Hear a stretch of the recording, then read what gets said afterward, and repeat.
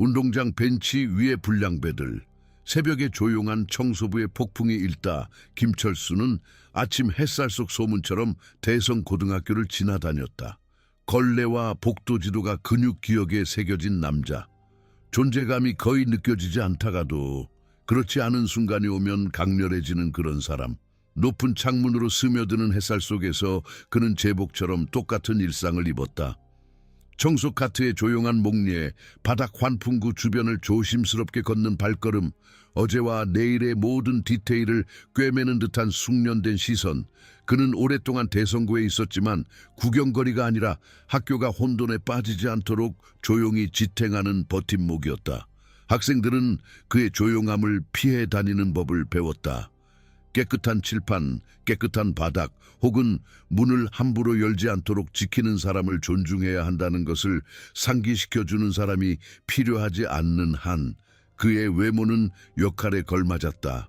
마르고 수수하며 타일 바닥에 무릎 꿇고 오랜 시간을 보낸 흔적이 역력한 굳은 손과 아무것도 놓치지 않으면서도 아무 말도 하지 않기로 선택한 눈. 그가 말을 할 때는 부드럽고 확고한 리듬이 느껴졌지만 자주 말하지는 않았다. 왜냐하면 학교는 청소부는 이야기를 만들어내는 존재가 아니라 살아있는 사람들을 위해 봉사하는 존재라는 암묵적인 계약으로 운영되었기 때문이다. 캠퍼스 자체는 벽돌과 유리로 지어진 광활하고 약간 낡은 거대한 건물로 도시 속의 도시처럼 느껴졌다. 구내식당은 김이 모락모락 피어오르고 험담이 오가는 곳, 복도는 쉬는 시간마다 사람들로 붐비는 곳, 과학관은 구리와 날카로운 냄새가 나는 곳, 체육관은 금속 소리와 미래가 실시간으로 만들어지는 속삭임이 울려 퍼지는 곳이었다. 현실 세계는 바닥 타일, 천장 타일, 그리고 아침 햇살이 깨끗하게 비추는 여자 탈의실에 지문을 찍어 놓은 듯했다. 그리고 이곳에서 조용한 청소부는 가장 시끄러운 아이들이 거의 이해하지 못하는 인내심으로 움직였다. 그 인내심은 결국 결정적인 무언가를 향해 나아갈 것이었다. 그는 최근에 이 학교에 온 것이 아니었고 고등학교 생활의 의식에 낯선 사람도 아니었다. 그리고 이러한 친숙함, 즉 거의 보이지 않는 존재감은 방패이자 감옥이었다. 왜냐하면 사람들이 당신의 존재를 잊을 만큼 당신을 잘 알게 되면 그들은 당신 앞에서 스스로를 경계하는 것을 잊을 수도 있기 때문이다. 불량배들은 항상 그랬듯이 비밀리에 메모하는 사람이라면 누구나 연습한 것처럼 느껴지는 패턴으로 나타났다. 하지만 선생님들은 그 안무를 눈치채지 못하는 것 같았다. 박도준은 그 무리를 이끌었다. 키가 크고 운동장과 햇볕이 잘 드는 벤치 뒤에서 햇볕에 그을린 그는 중력에 대한 도전처럼 보이는 건들거림, 입술 위에 얹혀진 턱, 그리고 많은 계획이 필요하지 않은 계획을 가지고 있었다. 왜냐하면 그의 소매에 드러난 확신과 같은 셈에서 솟아났기 때문이다. 이민재는 날씬하고 재빨랐으며 운동화가 복도 바닥을 가르는 것처럼 군중을 꿰뚫는 웃음소리를 내며 뒤따랐다. 그리고 최태준은 그들을 마무리했다. 넓은 어깨를 가진 그는 말보다 더 무겁게 다가오는 조용한 힘이었다. 그는 늘 뒤에서 대기하는 폭풍처럼 존재감이 압도적이었다. 그들은 청소부와 친구인 척하지 않았지만 그의 하루 일과를 알고 있었다. 그의 카트가 덜거덕거리는 바퀴 소리를 내며 지나가는 방식, 바닥 표지판을 조정하기 위해 멈추는 방식, 그의 눈이 마치 자신만이 볼 수 있는 대본을 읽는 것처럼 순간적으로 바닥 패턴을 따라가는 방식. 그래서 그들은 그가 누구인지 확인하기 위한 첫 번째 상호작용의 사치를 누리고 그들만이 완전히 이해하는 의식으로 넘어갔다. 첫 번째 상호작용은 아침에 구내식당 근처에서 일어났다. 그곳은 소음이 증기 테이블과 쟁반 부딪히는 소리 주변에 날씨 시스템처럼 모이는 곳이었다. 특히 박도준은 조용함을 시험하는 것을 재미있어 했다. 그가 다가오는 순간 그들의 눈은 잠시 마주쳤고 세상은 숨을 멈췄다. 박도준의 목소리는 마침내 입을 열었을 때 잔인하기보다는 연습된 듯했다. 필요한 경우 방을 꿰뚫을 수 있는 연습된 무심함이었다. 순찰 중이신가요, 김 선생님? 그는 체조 선수가 루틴 속에 속임수를 숨기는 것처럼 입가에 비웃음을 숨겼다. 이민재와 최태주는 예의 바른 거리를 두고 팔짱을 낀 채 서 있었다. 마치 매니저가 선수들에게 판돈을 상기시키기 위해 잠시 장면을 멈춘 것처럼 혼란을 최소화하려고 노력할 뿐입니다. 도준 씨. 김철수는 도전적이지도 달래지도 않고 논쟁을 불러일으키지 않는 사실을 진술하는 듯한 어조로 대답했다. 다른 사람들은 그의 바른 대화에 웃음을 터뜨렸다. 공동체의 웃음소리는 선을 따라 이동하며 그 안에 있는 모든 사람을 조금 더 작게, 조금 더 날카롭게 느끼게 만들었다. 전설을 믿는 학생들이 속삭이는 청소부의 과거에 대한 오래된 소문이 있었다. 그는 한때 위험한 우아함이 따르는 격렬한 무언가를 훈련받았다고. 그리고 그가 그 트리오에게 흘끗거리는 시선은 그도 그 이야기를 알고 있다는 것을 암시했지만 그 이야기는 이전 삶에 묶여 잠들어 있다가 적절한 순간이 와야 깨어났다. 그 뒤에 이어진 것은 수십 년 동안 학교 생활을 지켜본 사람이라면 누구나 예측할 수 있을 만큼 충분히 예측 가능했다. 작은 굴욕들이 상처에 꿰매는 바늘처럼 하루에 꿰매어지는 패턴이었다. 과학관 근처 복도에서 박도준은 완고한 장애물을 방향을 바꾸는 것처럼 김철수의 카트에 어깨를 부딪혔고 카트가 휘청거렸다. 병이 넘어지고 주황색 액체가 바닥에 튀어 김철수의 신발에 튀었다. 끈적끈적한 광택이 형광등을 받아 그의 조용한 작업을 느리고 미끄러운 당혹감으로 바꾸었다. 군내 식당에서는 청소부의 세척제에 대한 특별 레시피에 대한 농담이 울려 퍼졌고 손뼉 소리와 함께 오르락 내리락하는 질식하는 웃음소리의 합창이 울려 퍼졌다. 체육관 복도에서는 의자가 넘어졌다. 우연이 아니라 목적을 가지고. 그리고 김철수는 불량배들이 숨을 죽인 채 이를 의도가 없는 도전을 하는 동안 카트를 안정시키기 위해 웅크리고 있었다. 그 모든 것을 통해 김철수의 생각은 완고한 리듬으로 움직였다. 이건 내 관한 것이 아니라 더 크고 시끄러운 이야기로 가득 찬 방에서 작게 머무르는 것에 대한 그들의 두려움에 관한 것이다. 그리고 나는 그들의 경기장에서 싸우지 않음으로써 그들의 두려움을 더 키우지 않을 것이다. 그는 복도 밖의 삶에서 오래전에 넘지 말아야 할 선이 있다는 것을 배웠다. 상대방이 당신을 위해 그 선택을 하더라도 폭력에 폭력으로 대응하지 않아야 할 이유가 있다는 것을. 조용히 있기로 한 결정은 두려움이라기보다는 의도적인 자제 행위였다. 자신을 넘어선 무언가, 잘못된 움직임 하나로 산산조각 날 수 있는 연약하고 소중한 무언가를 보호하기 위한 선택이었다. 몇 주가 몇 달로 바뀌면서 괴롭힘은 폭풍이라기보다는 날씨 패턴처럼 새로운 리듬으로 자리 잡았다. 여전히 불편하고 여전히 침습적이지만 김철수가 예상할 수 있을 만큼 충분히 예측 가능했다. 그리고 예상과 함께 그의 내면에 작은 변화가 일어났다. 어깨가 더 자연스러운 자세로 낮아지는 방식, 종이 울릴 때 더 안정된 숨결, 주변에서 지켜보던 그의 눈이 복돼서 특정한 얼굴에 잠시 더 머무르는 방식. 그 얼굴들은 누군가가 그를 알아보고 있다는 무언의 인정을 제공했다. 그 조용한 순간에 오체리는 붉은 갈색 머리를 한 로봇 동아리 스타이자 납땜 인두 위에서 손가락처럼 빠르게 움직이는 정신을 가진 학생으로 그가 카트를 밀고 지나가는 과학관 근처 복도, 빛이 유리창에 비치는 도서관 가장자리, 늦은 연습 후 벤치 등 거의 있을 곳이 아닌 곳에 나타나기 시작했다.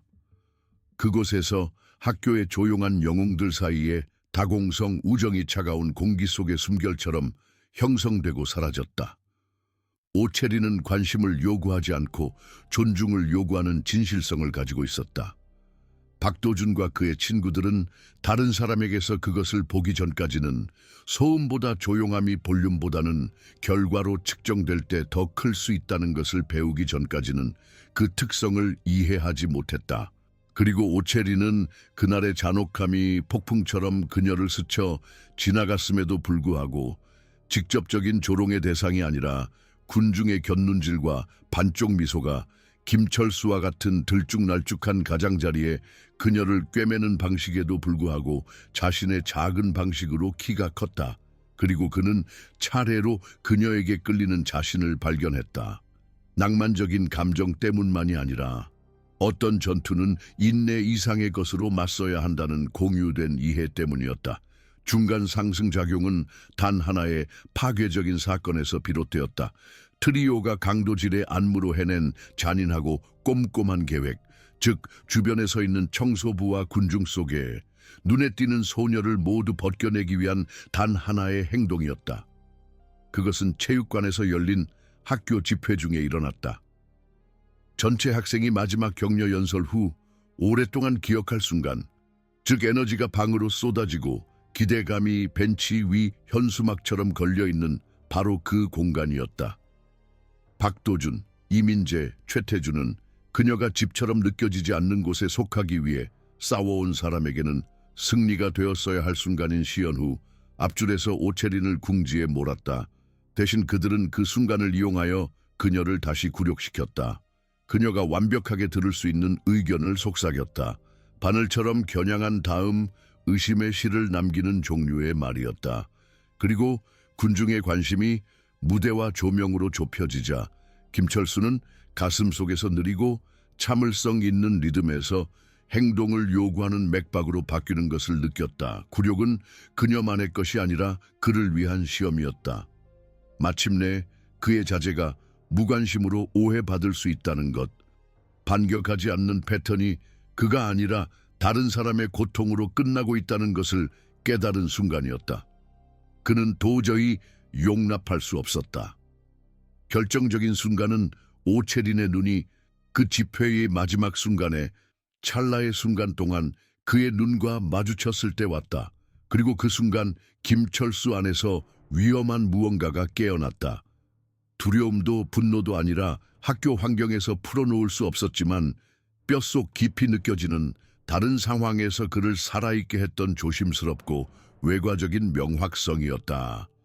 행동하기로 한 결정은 외침으로 온 것이 아니라 그의 내면에서 열리는 결의의 조용한 솔기처럼 왔다. 그는 연습을 시작했다. 체육관과 도장이 필요한 종류의 연습이 아니라 종이 울리는 사이의 침묵과 바닥을 가로지르는 카트 바퀴의 부드러운 긁힘 소리, 균형의 변화가 일어나기 전에 그의 손이 예측하는 방식, 그의 다리가 소음이나 볼거리가 필요 없이 테이크다운의 기하학을 기억하는 방식에서 존재하는 종류의 연습이었다. 그는 붐비는 복도에서 사람들이 움직이는 방식, 자제와 무모한 행동 사이의 선이 어디에 있는지, 더 작은 힘을 누구의 존엄성도 훼손하지 않고 더 큰 힘을 기울일 수 있는 지렛대로 바꾸는 방법을 연구했다. 그것은 펀치감 있는 음악이 있는 공개적인 훈련 몽타주가 아니라 남을 청소하며 평생을 보낸 남자가 파괴가 아닌 정의롭고 통제된 결과로 방향을 바꾸어 다른 종류의 혼란을 청소하는 법을 배운 뒷복도와 유지 보수실에 조용한 시간 동안 일어난 기술과 신경의 느린 형성 과정이었다. 그리고 그가 훈련하는 동안 몇몇 선생님들이 주목하기 시작했다. 특히 역사를 가르치는 도선우 선생님은 부드러운 목소리와 완고한 공정성을 가지고 있었는데 늦은 근무 후 다른 사람을 위해 일어서기로 선택할 때 우리가 할 수 있는 일은 우리 자신을 재정의할 수 있다고 속삭였다. 절정의 대결은 시간 제한이 있는 기동의 정확성과 거의 의례적인 행위의 단순함으로 다가왔다. 박도준은 도서관에서 단순한 밀기를 볼거리로 확대하려고 했다. 그곳에는 오체린이 이제 궤도를 도는 학생들의 원에 둘러싸여 섬세하고 대체 불가능한 프로토타입이 들어있는 토트백을 들고 서 있었다. 그것은 그녀가 비정상적인 감도로 자기장을 매핑할 수 있도록 제작한 장치로 기회가 주어진다면 장학금이나 수십 개의 문을 더 얻을 수 있는 것이었지만 불량배들이 손에 넣으면 순식간에 망가뜨릴 수 있는 것이었다. 오체린의 눈은 방을 찾았고 군중의 숨소리가 멈추고 소음이 쇼에 대한 찬성의 함성으로 높아지자 김철수는 수년 동안 보여주지 않았던 침착함으로 시야에 들어와 마침내 로마에게 평결을 내리는 것이 아니라 방 자체에 말을 걸었다. 그는 잠시 시간을 달라고, 존중을 달라고, 그들이 그를 강요하려는 존재가 되지 않고 잔인함을 끝낼 기회를 달라고 요청했다. 그 뒤에 이어진 것은 그가 배운 자제력과 힘의 시연이었다. 그는 주먹을 휘두르지 않았고 베테랑의 조용한 정확성으로 움직여 지렛대와 균형을 이용하여 박도준을 단 하나의 깔끔한 피벗으로 쓰러뜨렸다. 그 피벗은 박도준을 통제된 테이크다운으로 바닥에 쓰러뜨린 안무처럼 보이는 움직임이었다. 흔적을 남기지 않았지만 메시지를 남긴 기술이었다. 가장 강한 힘은 억센 힘이 아니라 자신을 마스터함으로써 순간을 지배하기로 선택하는 훈련된 의지라는 메시지였다. 방관자들은 숨을 헐떡이며 흩뿌려진 어색한 리듬으로 박수를 쳤다. 환호해야 할지 두려워해야 할지 확신하지 못하면서 오체리는 안도와 놀라움이 뒤섞인 표정으로 올려다보았다. 마치 그녀가 이 정확한 홀을 예상했지만 자신이 의심하는 법을 배운 바로 그 방에서 일어날 수 있다고는 믿지 않았던 것처럼. 박도준의 친구들은 굳어버렸고 말과 행동 사이의 공기는 불신으로 가득 찼으며 그들이 김철수를 과소평가했다는 사실이 문이 결정적인 딸깍 소리를 내며 닫히는 것처럼 그들에게 들이닥쳤다. 박도준이 거만한 으르렁거림으로 일어나려고 하자 김철수는 무기가 아닌 손을 내밀어 책임감에 대해 강점은 다른 사람을 얼마나 세게 밀어내리는가에 따라 시험되는 것이 아니라 어떻게 들어올리는가에 따라 시험된다는 암묵적인 규칙에 대한 신중한 연설을 했다. 그리고 군중이 움직이면서 일부 학생들은 더 가까이 다가오고 다른 학생들은 뒤로 물러서면서 처벌적인 느낌이 들지 않는 정의감이 긴 밤 이후 새벽처럼 내려왔다.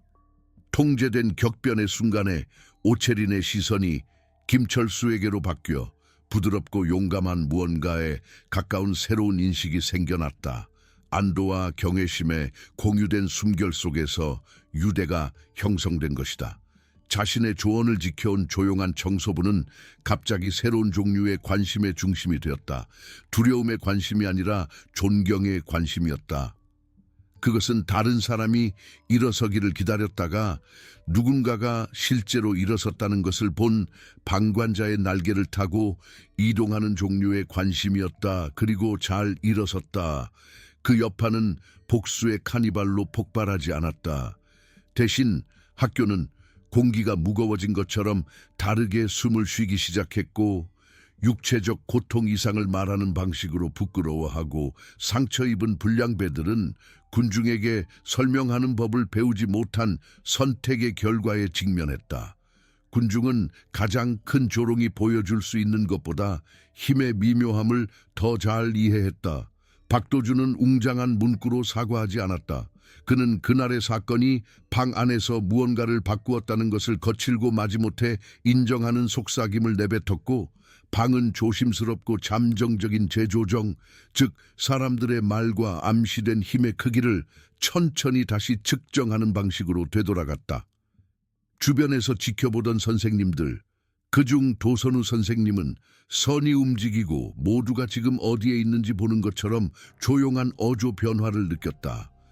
너무 많은 것을 견뎌내고 완고한 은혜와 지식에 대한 열망의 조합으로 자신을 지켜온 오체리는 조금 더 똑바로 서 있었고 김철수는 차례로 그의 가슴에 더 이상 예방 조치에 공허한 공간이 아니라 방과 미래에 어울리는 새롭고 꾸준한 리듬이 있다는 것을 알게 되었다.